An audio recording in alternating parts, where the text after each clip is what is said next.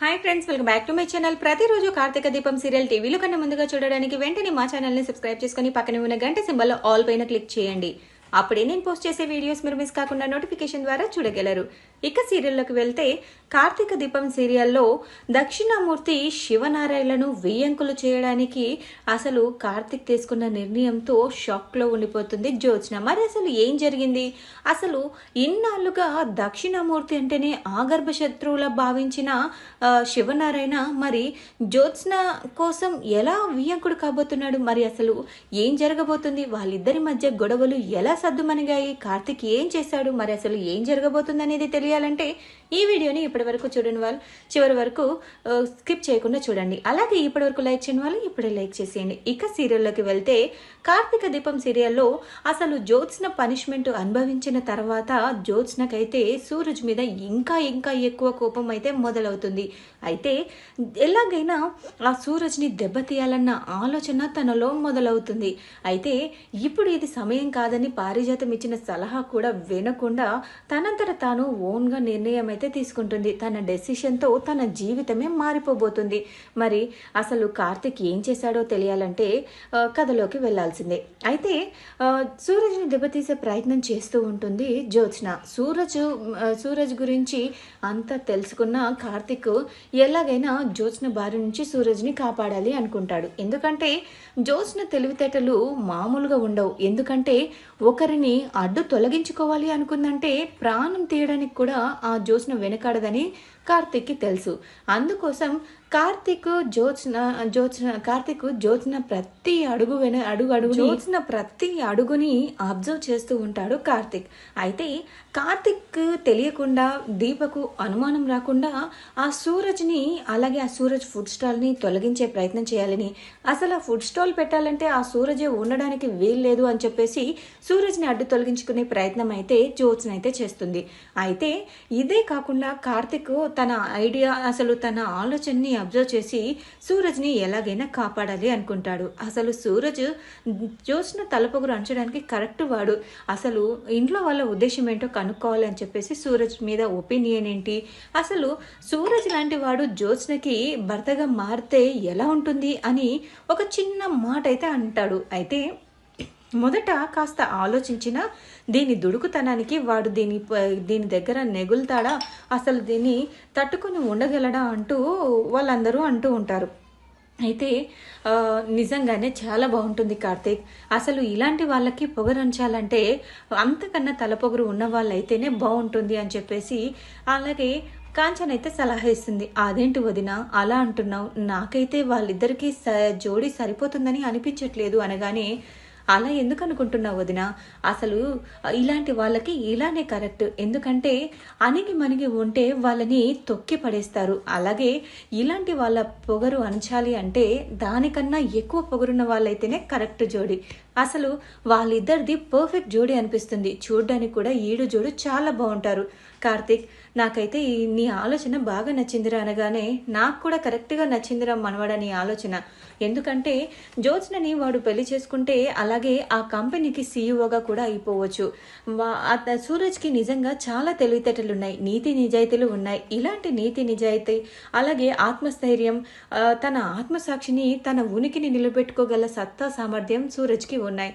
కాబట్టి ఇలాంటి వాడు కంపెనీకి సీఈఓ అయితే చాలా బాగుంటుందని నా ఒపీనియన్ అనగానే, అవునన్న, నిజంగా మీరు కరెక్ట్గా చెప్పారు, నా మనసులో కూడా అదే ఉంది, కార్తీక్ అదే చెప్పాడు అనగానే, ఎలాగో కార్తీక్ నెల లోపల పెళ్లి చేస్తాను అన్నాడు కాబట్టి ఈ సంబంధం తానే తెచ్చాడు అని చెప్పేద్దాం అనగానే, జ్యోత్స్న మేడం ఎందుకు ఒప్పుకుంటుందంటారా అంటూ అనగానే, తను ఒప్పుకునేలా నేను చేస్తాను కార్తీక్ అంటూ సుమిత్ర అయితే మాటిస్తుంది. ఇక తర్వాత తనని ఒప్పించే బాధ్యత నాది, కానీ సూరజ్ వాళ్ళ ఫ్యామిలీ గురించి కనుక్కొని సూరజ్ని నువ్వు ఇలా ఒప్పించే ప్రయత్నం చెయ్యి. అలాగే సూరజ్కి కూడా ఇష్టం ఉండాలి కదా, మనం ఎప్పుడు ఒకవైపు నుంచి ఆలోచించకూడదు కదా అనగానే, అవునత్త, సూరజ్ని కూడా కనుక్కుంటాను. సూరజ్ అభిప్రాయం ఏంటో తెలుసుకున్న తర్వాత సూరజ్కి కూడా ఇష్టమైతే వాళ్ళ ఇంట్లో వాళ్ళతో మాట్లాడతాను. ముందు మనకైతే ఓకే అయితే వాళ్ళ ఇంట్లో వాళ్ళతో మాట్లాడడానికి పెద్ద ఇబ్బంది కాదు కదా అంటూ అనగానే, అవును కార్తీక్, నీ ఆలోచన బాగుంది, నా కూతుర్ని పెళ్లి కూతురుగా చూడాలనుకుంటున్నాను కార్తీక్, అది నీ చేతుల్లోనే ఉంది అంటూ సుమిత్ర అయితే చెప్తుంది.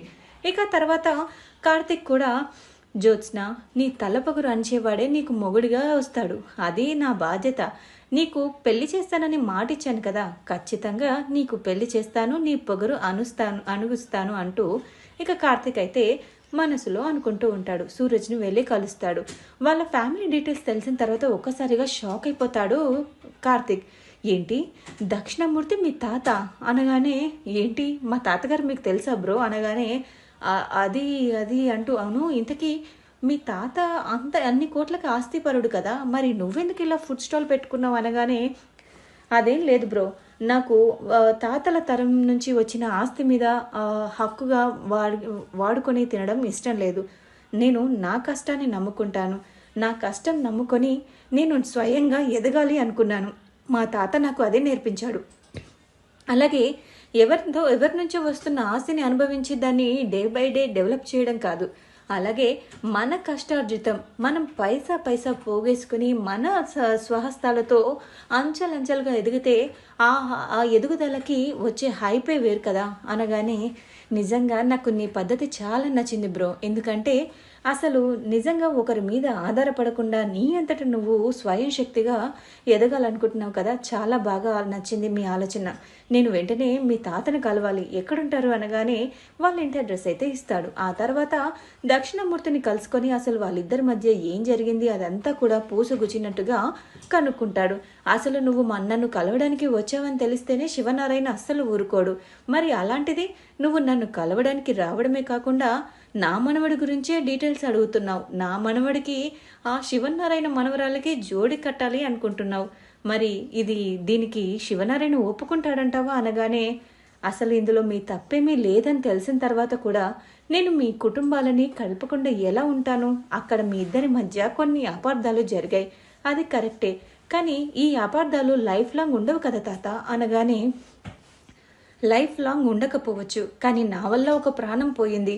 ఆ ప్రాణం పోవడానికి కారణం నేనయ్యాను. అందుకోసం శివనారాయణకు నేనంటే చచ్చేంత వరకు కోపం పోదు. అందుకోసమే నా కూతుర్ని కూడా నేను తొందరపాటుతనంతో దూరం చేసుకున్నాను. నా తొందరపాటుతనమే నాకు నా కూతుర్ని దూరం చేసింది, నా అల్లుణ్ణి నా మనవరాల్ని దూరం చేసింది. ఇప్పుడు నేను నా అంతటా నేను వస్తాను అన్నా కూడా తను ఒప్పుకోడు. శివనారాయణ అయితే నేను ఆ గుమ్మంలో అడుగు పెట్టడానికి కూడా ఒప్పుకోవట్లేదు. ఆ రోజు నువ్వే స్వయంగా చూసావు కదా కార్తీక్ అనగానే, చూడు తాత, ఇందులో నీ తప్పు ఉందని నువ్వు అనుకుంటున్నావు, కానీ నీ ప్రమేయం లేకుండా జరిగింది. నీ ప్రమేయం లేకుండా జరిగిన దానికి శివనారాయణ తాత నిన్ను తప్పు పడుతున్నాడు. అది నీకు నచ్చక నువ్వు కూడా కోపాన్ని పెంచుకున్నావు. అది చిన్న కమ్యూనికేషన్ గ్యాప్ వల్ల మీ ఇద్దరి మధ్య అంత దూరం పెరిగింది. మీ వల్ల ప్రాణం పోకపోయినా అది మీ వల్లనే ప్రాణం పోయింది అన్నట్టుగా జరిగింది. అందుకోసమే మీరంటే ఆ కుటుంబంలో వాళ్ళంతా కోపంగా ఉన్నారు. కానీ జరిగిందంతా తెలిస్తే వాళ్ళు ఖచ్చితంగా ఈ పెళ్లికి ఒప్పుకుంటారు. అంతేకాదు, మీరు గనక పూనుకుంటే అసలు ఇన్నాళ్ళు విడిపోయిన ఆ రెండు కుటుంబాలు మంచిగా సంతోషంగా కలిసిమెలిసి ఉంటాయి.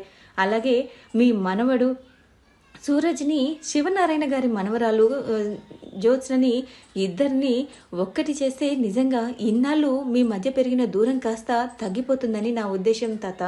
ఏమంటావు అనగానే, ఏంటి కార్తీక్ నువ్వు అనేది? నిజంగానే జ్యోత్స్నకి సూరజ్కి ముడి పెడదాం అనుకుంటున్నావా? ఈ ఆలోచన చాలా బాగుంది వినడానికి.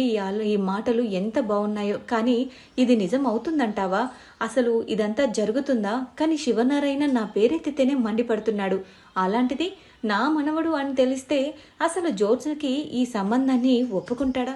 అస్సలు జరగదు అనగానే, అదంతా నాకు వదిలేసే తాత, అసలు నువ్వు నా కోసం ఒక చిన్న పని చేయాలి అనగానే, చెప్పు కార్తీక్, నీ రెండు కుటుంబాలు కలవడానికి నేను ఏదైనా చేస్తాను. మళ్ళీ తిరిగి నా కూతురు ప్రేమ నాకు దక్కాలి. నా కూతురు నన్ను నాన్న అని పిలవాలి. నా తొందరపాటుతనంతో నా కూతురు బ్రతుకుండగానే దానికి పిండం పెట్టాను. ఆ కోపం కూడా శివనారాయణకు నా మీద చాలానే ఉంది.